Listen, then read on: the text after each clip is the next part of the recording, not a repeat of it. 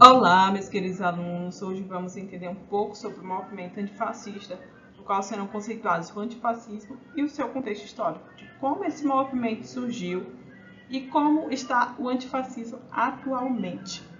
Vamos começar conceituando. O antifascismo é uma forma de agir adotada por alguns movimentos sociais e tem como objetivo combater o avanço do fascismo e de grupos políticos de extrema direita. Em geral, reúne pessoas identificadas com correntes esquerdistas, socialistas, comunistas e anarquistas para atuar contra o crescimento do movimento fascista, principalmente por meio da ação direta. Contexto histórico. Bom, o antifascismo surgiu durante as décadas de 1920 e 1930, no contexto em que o fascismo avançava na Itália e o nazismo avançava na Alemanha.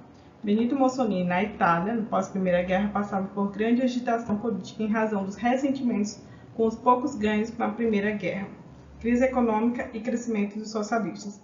Tudo isso fez surgir os fascistas, grupo que formava milícias para atacar socialistas no centro e norte da Itália. Nesses locais, os fascistas atacavam pessoas que participavam de greves realizadas por socialistas, além de agredi-los e ameaçá-los, obrigando muitos a fugir de suas cidades para garantir a sua segurança. Com isso, o fascismo deixou de ser um movimento com centenas de seguidores em 1919 e passou a ser um partido médio com milhares de seguidores e com cadeiras no parlamento italiano. O crescimento do fascismo e sua violência causaram uma reação antifascista na Itália. Essas reações foram espontâneas e vinham de grupos de trabalhadores, sindicalistas, socialistas, entre outros, que se organizavam e adquiriam armas para se defender. O caso alemão foi um pouco diferente do caso italiano, porque a resistência antifascista na Alemanha foi, em alguns casos, diretamente controlada por grandes partidos do país. O nazismo surgiu na Alemanha como resultado do ressentimento com a derrota na Primeira Guerra, a crise econômica, o ultranacionalismo e o antissemitismo. Os nazistas, assim como os fascistas, usavam de violência para combater os seus inimigos. No contexto alemão, além de socialistas, comunistas e anarquistas, os social-democratas e os judeus também eram perseguidos. O nazismo possuía tropas de assalto, que eram responsáveis por atacar os inimigos do nazismo com a forma de intimidá-los. Ao longo da década de 1920, o Partido Nazista foi crescendo e garantindo mais espaço na política alemã. Quanto mais crescia, maior ficava a violência. A esquerda alemã até procurou realizar ações para garantir maior presença entre ex-combatentes, mas os desentendimentos entre os diferentes grupos da esquerda impediam que uma reação mais organizada surgisse. Assim, em 1928, o nazismo já possuía 60 mil membros. Foi o crescimento da violência nazista que fez surgir com que os grupos de esquerda organizassem uma resistência antifascista, sobretudo a partir de 1929.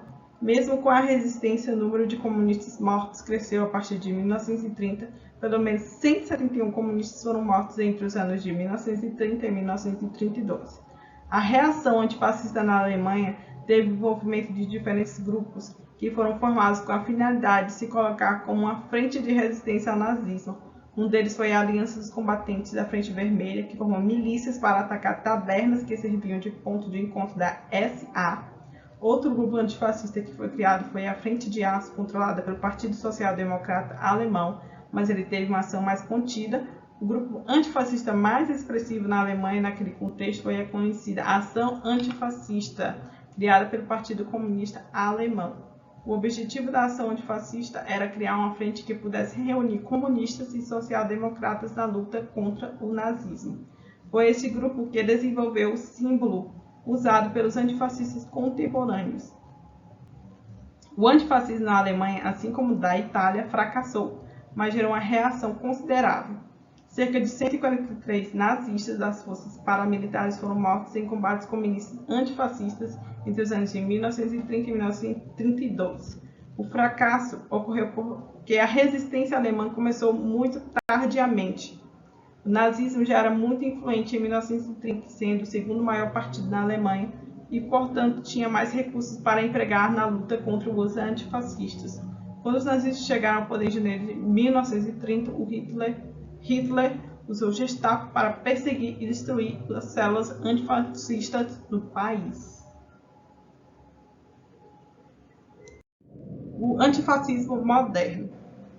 O antifascismo moderno nasceu no pós-Segunda Guerra Mundial, que caracteriza-se em dois momentos, um que se estendeu de 1945 a 2003 e outro que surgiu de 2003 em diante. O antifascismo moderno é menos popular que o do período entre guerras, principalmente porque a ameaça fascista é menor. O antifascismo moderno procura não ter ligação institucional com partidos e sua atuação posicionar-se não somente contra os grupos fascistas, mas contra todos os grupos de extrema-direita.